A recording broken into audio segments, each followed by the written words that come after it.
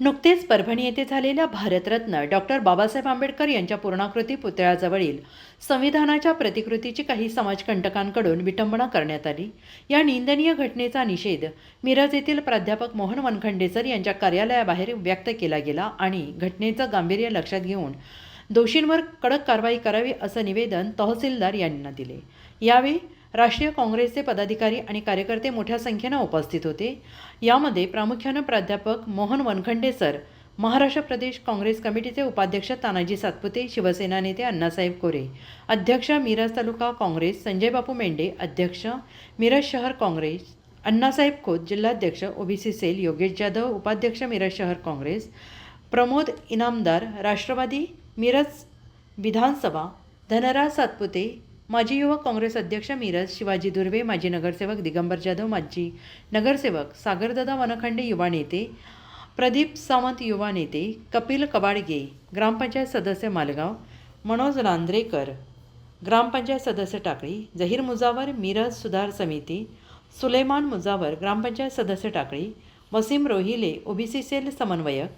श्रीनाथ देवकर समन्वयक Congress social media, Amol Patil जिल्हाध्यक्ष Congress social media, तुषार खांडेकर उपसरपंच मालगाव, सुनील गुळवणे सदस्य दिशा शासकीय समिती आणि प्रतिष्ठित नागरिक सामाजिक कार्यकर्ते हजर होते। काँग्रेस पक्षाच्या वतीनं त्याचबरोबर महाविकास आघाडीतील सर्व घटक पक्षाच्या वतीनं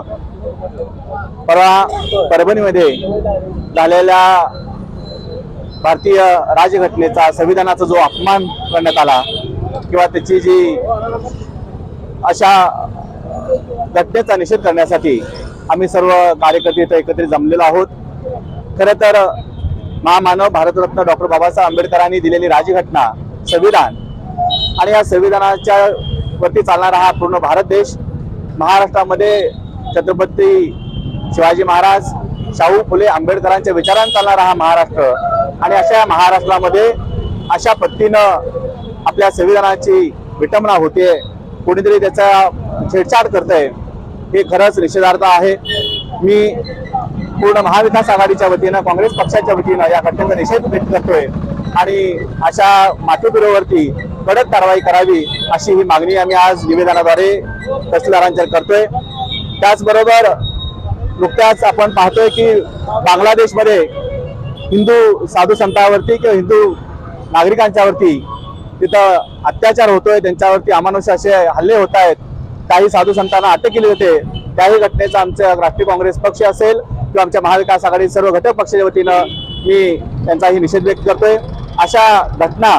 वारंवार घडू नयेत अशी काळजी राज्य शासनाने आणि केंद्र शासनाने घ्यावी अशी आज आम्ही निवेदन तहसीलदारांना सर्व मान्यवरांच्या हस्ते आज आम्ही देत आहोत।